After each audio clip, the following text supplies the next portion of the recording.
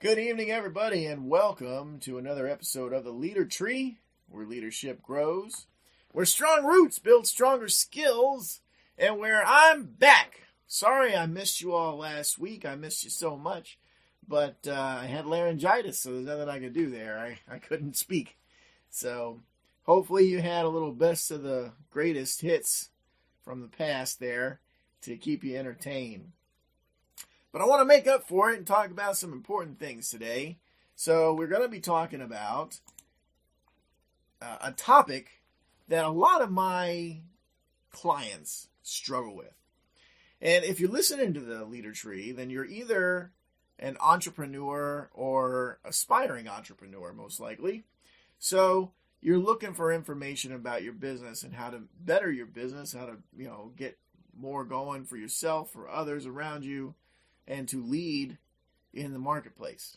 So, one of the best things to do is to make sure you're separating your business and your personal credit. This is a critical step that a lot of young entrepreneurs overlook. And even some seasoned professional entrepreneurs overlook this too. And they get in the habit of using their personal credit for everything. So what happens is you tie your personal credit to everything your business does. What happens if your business goes under? What happens if disaster strikes in the economy and it drives you out of business, as happened last year, for example? Your credit is ruined. You can't let that happen to you, okay? So it's very important to establish and to build business credit as opposed to just using your personal credit, okay? Now, I want to tell you that there are some strategic differences in the way that business credit works from the way that personal credit works. So if you think I've got a handle on my personal credit and how that's all set up, maybe you do, but business credit works a little differently. And you're going to need to know these differences in order to get where you want to go. And that's what we're here to do, okay? So we're just going to give you a brief overview of the difference and then the reasons why. So I kind of hinted on one of the big reasons why you want to make sure to use business credit already, didn't I? So because you don't want anything to happen. Listen, 97% of all businesses fail, okay? They don't make it. So those are overwhelming odds against you automatically. Now, don't think that that means that, well, you know what, I've been in business a couple of years and I didn't fail. You're not off the hook yet, okay? You got to make it about 10 years before you're considered a success by those standards, okay? Now, about half of the businesses will fail in the first 5 years, okay? So it's about a 50-50 shot of getting through your first 5 years, all right? About 20% fail in the first year. So that means that you can hang on for a year and then, bam, you go down in the second year, or the third year or the fourth year. So when I say 97% fail, don't feel discouraged because it doesn't mean that you can't make some money along that route. It might mean many things about why those businesses had failed. For example, maybe they just decided, I can't do this business anymore and I want out. That doesn't mean they weren't profitable. Maybe it just wasn't right for them, right? And so they closed their doors. It could also mean that they got in over their head, right? It could also mean that maybe they just struggled too much with everything that they had going on, There's so many things that affect a business in the first 10 years. So 97% of them are going to close within the first 10 years. If your business is longer than 10 years old, congratulations, you have been considered now a profitable business. You've been considered now to make it, okay? But it's a long time to wait. So you have to prepare yourself, get ready for it, and make sure that you hedge your bets, right? So we're going to talk about business credit, okay? The best thing to do to hedge your bets is make sure that you're not tying yourself into that business, okay?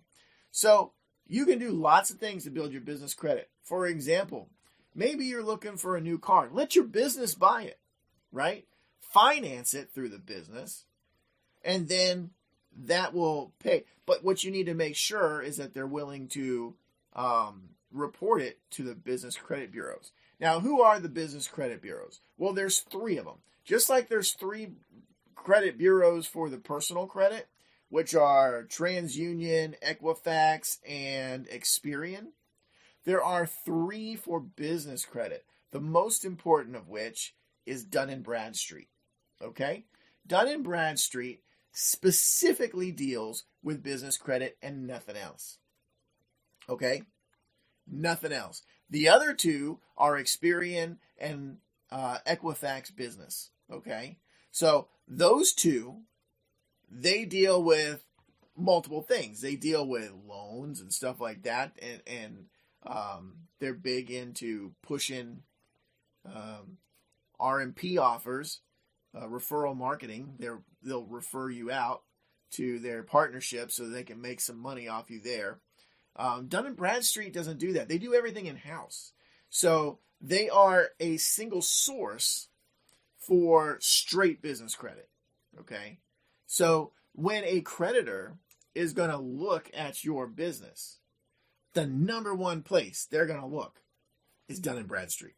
Okay? D&B. So it's important when building business credit to establish a Dun & Bradstreet account. Okay? And you're going to start by getting what's called a DUNS number. D-U-N-S. Okay? And if you've never heard of a DUNS number, it's simply an account number for Dun & Bradstreet. Okay? And you can get it for free for your business. All you got to do is go to Dun & Bradstreet and look it up and say, hey, I need a DUNS number. And they'll say, okay, give us information about your business. Chances are they'll already be able to pull up your business from the state records. So when you type it in there, they'll match it with the state records and say, is this your business? You say, yes, it is. Okay, here's your DUNS number that we're going to assign to you. Now, you may already find you have a DUNS number assigned to you before you've even done this. And that's not uncommon. If that's happened, good job, because that means somebody's reporting to Dun & Bradstreet about your business already, and Dun & Bradstreet has gone ahead and established you a DUNS number. So, hey, good for you. You're on your way, right? So, the Dun & Bradstreet works on a Paydex score, okay? It's a 100-point system. And it just basically says how much they think you're worth as far as your ability to repay your debts, right? But they also look at your delinquency predictability, okay? Your how many times you screw up, right? And they give you an overall rating. They also will provide credit limit recommendations based on those numbers. So what you're going to find, all right, and I don't want it to freak you out. Let's say, for example, you've been in business for a year, maybe 2 years, and you've never established business credit, and you're just going to start now. Okay? You're going to go out there and you're going to do this. You're going to get a DUNS number. You're going to set up your account and everything else, and you're going to take a look at what Dun & Bradstreet says. And you're going to say, well, you know, I've always paid my bills on time. I've done everything right, and I'm going to be in good shape. And you're going to find Dun & Bradstreet is going to consider you a very high risk. So then your business credit report with them is suddenly going to be looking not good, right? Well, why is that? When you pay all your bills on time? Because they weren't being reported, right? They don't have any history on you. So as far as they're concerned, you're a brand new business. You're going to have to, apply some things. Now, you can update that information with them. You can give them that history. You can do all those things, and you can change all that stuff back down. So don't let it wash you out. Don't let it worry you, okay? But you can get where you want to go. All right? Let's talk about Equifax. Equifax business is very similar in the fact that they also do things based on evaluations and risk factor scores, okay? But the scores are not the same as they are for your personal credit. So Equifax is going to look at things from the perspective of a score as well, but it's going to be based on some different ranges. For example, your credit risk score will range from 101 points to 992 points right now, okay? Lower scores means higher risk. So you're going to go over there and you're going to find you got like, 150 or something like that, or maybe a 200 when you get started. That's not a problem, all right? It just means you're a new business and you're establishing business credit. It will take some time, but this is your credit risk score because they don't know anything about you, okay? And as some time grows, just like with your personal credit, it will grow as well and you'll be good to go. Make sure you pay everything on time. They also have a payment trend index, okay? And the payment trend index will track how good you are at paying your debts over the last 12-month period, okay? So they're going to be evaluating it from the time you establish it for 12 months, right? And then you're going to have a good payment index number. That's going to go into your overall credit risk score. Then there's the business failure score, okay? And that is a prediction of how likely it is that your business will fail within 10 years, okay? And it is prorated down by year. So it's going to be a higher percentage of failure assigned for the first 12 months, a slightly higher percentage for the first 24 months. You see how that works? Okay, so think about it. For the first 12 months, you're going to have a very low number here because you have a high risk of failure. Because what did I tell you about the failure rates? 20% go down right up front. Boom. And so that's a huge amount of people. So they're going to go ahead and rank you from 1,000 points, I think it is, up to 1,600 points, something like that. All right. So 1,600 means we think that this is a good, solid business. It's not going anywhere. All right. 1,000 is we don't know enough information, but it's in the first stages. It's probably not going to make it because statistics say so. So it's all algorithm based. They're making a mathematical equation to determine your fate, essentially. But again, not trying to scare you. These things will improve as long as you do right. Now, let's talk about Experian, because Experian is the most difficult to understand sometimes because they do things quite interestingly. Okay? So they're going to collect information from your suppliers as well as your lenders, just like anybody else. But they're also going to be looking at public records, legal filings, things like that, and government contracts that you may or may not have. So if you have government contracts, how have you been working with the government? How have you been doing those things? They're going to take all of that stuff into account, and then they're going to assess you a score on a risk basis based on some smaller numbers, right? So you're going to have like a 0 to 15 is your high risk mark, okay? So if you find yourself at a 12 or a 13 starting out, that means they're not sure about you, okay? Then you have a 16 to a 30, which is your medium mark, where they're saying, okay, there's some risk here, but so far it's being managed, all right? Then you got 31 to 80, which means these people are taking care of their stuff, but they're within the first 2 years. Where 50% are going to go down within the first 2 years, so that's very risky if somebody wants to lend you money, etc., right? Okay, and then you have 80 to 100, which means there's not a lot of risk. They feel confident to say this is a good, decent business, and it pays its debts on time. Okay, so that's how Experian ranks its numbers when it comes to business credit. Okay, so you might be asking yourself, well, I know that if I screw something up on my personal credit, I only got 2 years until it goes away, right? In 2 years, it's going to go away. I don't have to worry about it anymore, Well, that's not actually true. It doesn't go away. It stops affecting your score, but it doesn't go away. It shows to all your creditors for up to 7 years, by the way. But let's not worry about that because today we're talking about business credit, okay? So let's take a look at some information, how it differs from your personal credit. So like your personal credit, that will stay on your credit report for 7 years. But with your business credit, okay, it's going to stay on there for only 36 months, 3 years. Okay? And then it drops right off. Now, a bankruptcy will go up there for almost 10 years, which is pretty much the same as your personal credit. Judgments are almost 7 years. They're like 6 years and 9 months. Okay? So if you have a judgment against your company, that's going to be on your credit report unless you can get them to remove it, which it's probably not going to happen.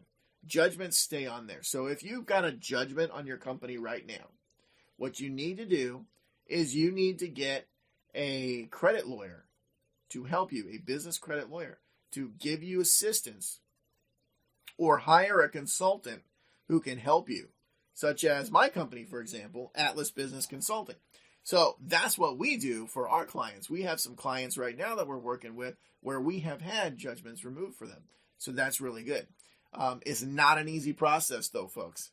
It's better to not have the judgment to begin with. So if you have somebody threatening to sue you, work that crap out beforehand, okay? If you have gotten yourself over your head in your business on a merchant cash advance, then work that out before it gets to a judgment process, because they can just go in there and get a judgment against you without even telling you it's happened.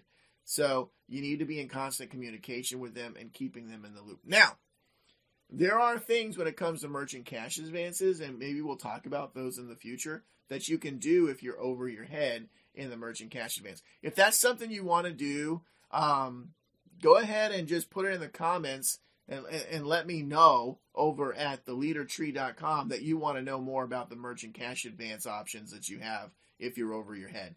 All right, because there are things you can do to reduce the amount that they're taking from you, reduce the amount that you owe, things like that. Okay? So let's talk about UCCs. What is a UCC? It is called the Uniform Commercial Code. And basically what a UCC is a filing on your business that says somebody lent you money and they want their money back. So they put a lien on your business until you give them their money back. And it will basically cover all your accounts, all your equipment, all your real estate, everything you got, right? They'll take the whole business until they get their money back, right? So that's if your business fails and they don't get their money back, okay? They can use that to get judgments against you. Tax liens are 6 years. Collections are 6 years and 9 months. Dealing with the banks, leasing property, government stuff, that stays on there for about 3 years and then it all drops off. Okay. So you want to be constantly working on building up the business credit, minimizing how much you're using your personal credit. So things like that. Now you're going to also find that between report and report. So Dun & Bradstreet may report one thing. Equifax business might report something else, right? And Experian business might also report something else, okay, about the same account. That's not uncommon. You can true those things together just by making an email to them and letting them know, say, hey, this is inaccurate information. This is what it should be, yada, yada, yada. Then they'll go through and verify that independently. And once it checks out, they'll update their records, okay? Your personal credit. Let's back it up. Your personal credit will most likely always be some sort of a factor, though. Even if you're using your business credit to do things. Okay, so like I'm saying, you want to use your business credit. You want to get your vehicles under your business credit name. You want to buy real estate under your business credit.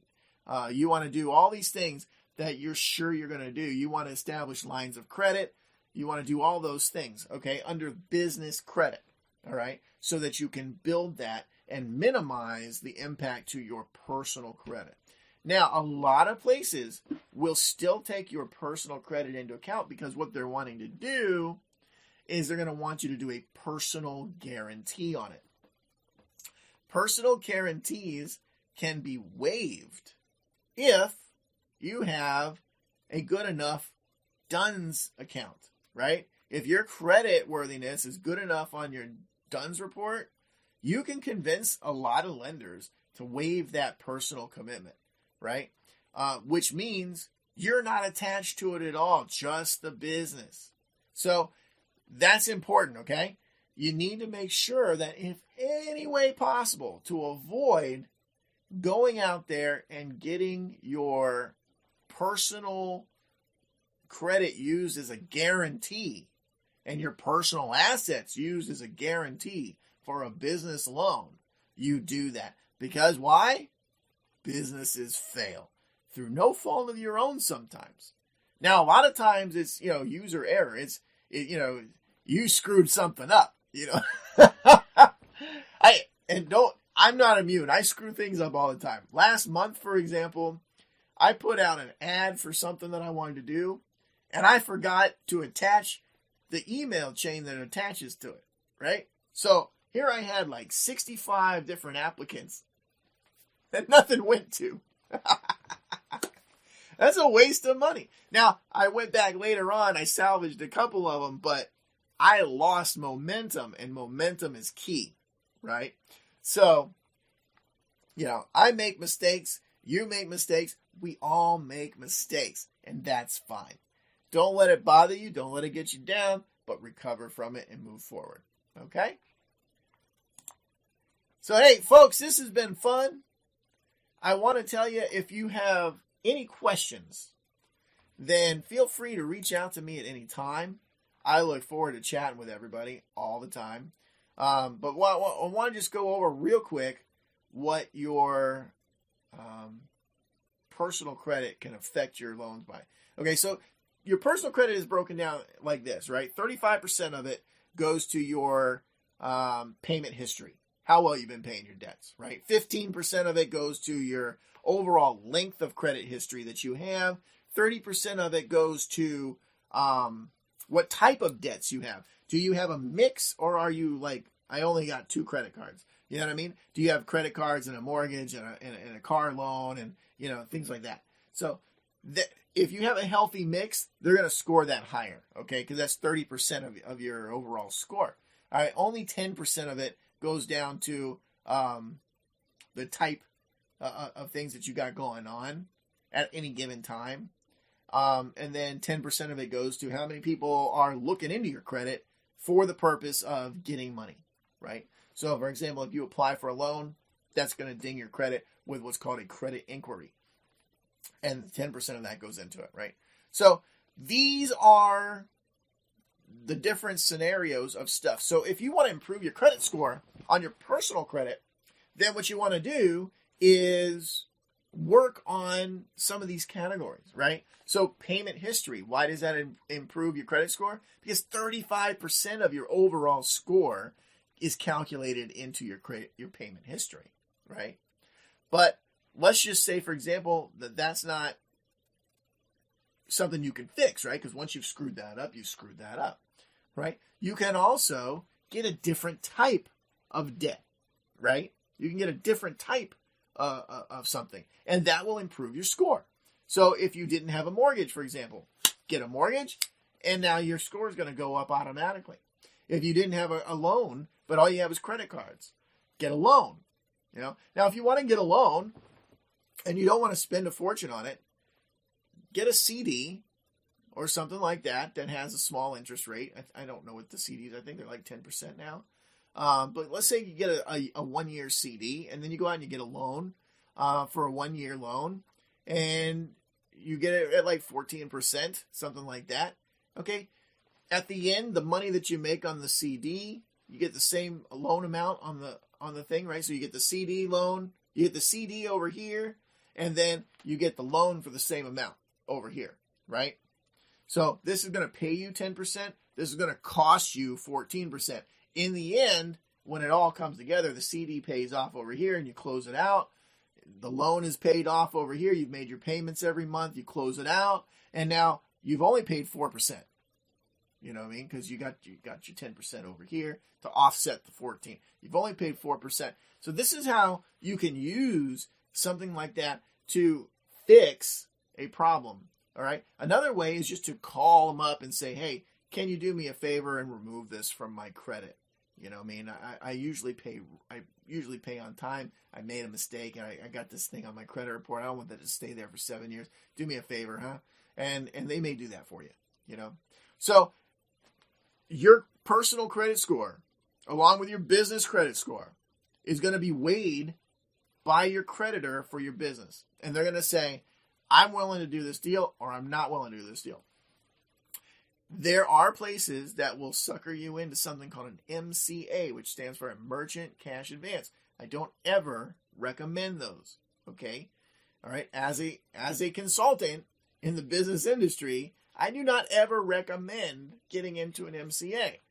But if you're in one, you got to get out of it safely, okay? It's not considered a loan, which gives them a lot of power over your business, okay? And we'll talk about that another time. If you want me to do that, go to theleadertree.com and leave a comment on this video to let me know that you wanted me to broach the topic of MCAs. If you don't, if it's not something anybody really cares about, I won't bother. But you guys have had a fantastic experience on my life, and I've enjoyed being part of this show. I've enjoyed giving you the leader tree and bringing it to you, and I've enjoyed the comments and the friends that I've gained out of it. So anything you need, just leave a comment somewhere or write an email to us. I'll be more than happy to do a segment on it. But until then, I'm Chris Miller reminding you to always keep smiling. Bye-bye. Hey everybody, Chris Miller here for Atlas Business Consulting. And if you enjoyed the show today, and if you have things on your mind for your business that you want to discuss, I encourage you to reach out to us at atlasforthewin.com and let's talk about it. You can schedule an appointment to speak with me directly if you like, or anybody on my team. At Atlas, we are offering free consultations. So if you have been struggling to build your business credit, or you're having a hard time understanding what's going on with your business credit, give us a call. Let's talk about it. I'm more than happy to speak to you and figure out what's going on and help you get a plan in order to resolve it as quickly as possible. That's atlasforthewin.com. Look for us because your business is our world. And if you've enjoyed our show today here at the Leader Tree, we encourage you to tune in to us every Tuesday night at 6 p.m. here at tw3radio.com. That's tw3radio.com, where we get together every Tuesday night at 6 p.m. to discuss important leadership development topics, as far as business topics that will impact your business. And sometimes we do interviews with business leaders in the area. The whole point is to make you stronger, more well-rounded leaders and business professionals.